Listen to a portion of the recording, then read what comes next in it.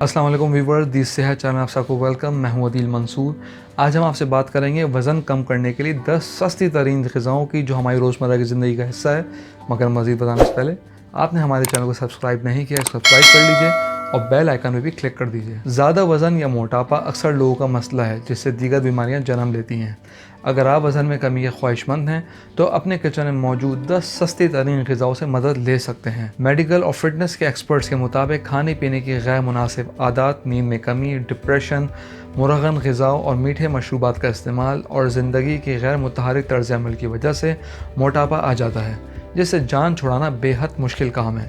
अगर मसरूफ़ ज़िंदगी के सबब वर्जिश करना मुश्किल है तो वज़न में कमी लाने के लिए रोज़ाना की बुनियाद पर कोशिश करनी चाहिए। जैसा कि ग़िज़ा के हिस्सों को छोटा और दिन में 3 के बजाय 6 बार खाएँ। मुरगन ग़िज़ाओं और मीठे मशरूबात तर्क कर दें। अपने काम खुद करें, जैसे कि उठकर खुद पानी पीना, अपने खाने की टेबल से बर्तन वगैरह उठाना, लिफ्ट के बजाय सीढ़ियों का इस्तेमाल करना। पानी का ज़्यादा इस्तेमाल करें ताकि आप ख़ुद को फिल्ड महसूस कर सकें और भूख कम लगे।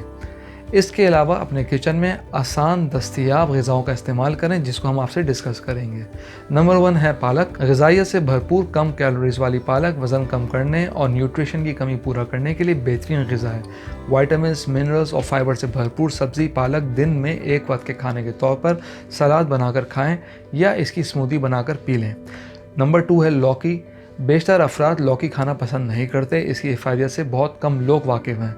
लौकी फ़ाइबर से भरपूर ग़िज़ा है जिसके इस्तेमाल से बार बार भूख नहीं लगती, मेटाबॉलिज़्म तेज़ होता है, नींद बेहतर होती है और वज़न में कमी आती है। लौकी का सूप बनाकर या इसकी स्मूदी बनाकर इस्तेमाल की जा सकती है। नंबर 3 है मूंग की दाल। कैलोरीज़ में लो और फाइबर प्रोटीन से भरपूर मूंग की दाल का इस्तेमाल वज़न में कमी के लिए बेहतरीन ऑप्शन है। डाइटिंग और वज़न कम करने के लिए माहिरीन की जाने से सबसे ज़्यादा प्रोटीन का इस्तेमाल तजवीज़ किया जाता है। मूंग की दाल को रोज़ाना अपने ग़िज़ा का हिस्सा बनाकर इसके बेशुमार फ़वाइद हासिल किए जा सकते हैं। मूंग की दाल का सूप या इसकी चाट बनाकर भी इस्तेमाल कर सकते हैं। नंबर 5 टमाटर। टमाटर में कुदरती एस्प्रिन पाई जाती है जिसके सबब खून को पतला होने में मदद मिलती है।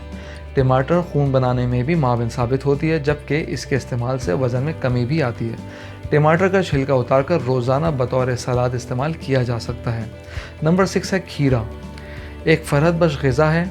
इसमें मौजूद पानी की वाफिर मकदार से गर्मियों में डिहाइड्रेशन से बचा जा सकता है। इसके इस्तेमाल से फ़ाइबर की मकदार भी हासिल होती है, जिससे आपका डाइजेस्टिव सिस्टम दुरुस्त होता है और पेट जल्दी फिल्ड हो जाता है। लो कैलोरीज़ की वजह से इसकी वाफिर इस्तेमाल से भी वज़न नहीं बढ़ता। नंबर 6 अंडे।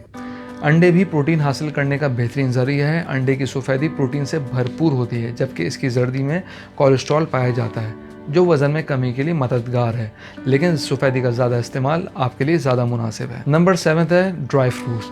खुश मेवाजात का ग़िज़ा में इस्तेमाल लाजमी है। इससे कई तरह के गुड फैट्स यानी मुस्बत कोलेस्ट्रॉल समेत प्रोटीन भी हासिल होता है। मूंगफली के इस्तेमाल से वज़न में कमी आती है, जबकि अखरोट से नींद बेहतर और गहरी होती है। माहिरीन के मुताबिक अखरोट का इस्तेमाल रात में सोने से पहले करना ज़्यादा मुफीद है। नंबर 8 है मसाला जात।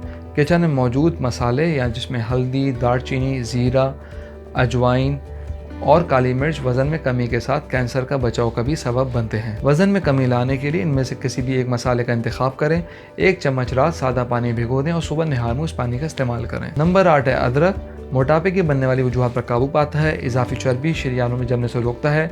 अदरक को बारीक काट कर इसका इस्तेमाल सालन या सलाद पर भी किया जा सकता है, जबकि अदरक की चाय बनाकर भी पी जा सकती है। लहसुन क़ुव्वत मुदाफ़त बढ़ाने और मेटाबॉलिज़्म तेज़ करने के लिए नहायत मुफीद सब्ज़ी है।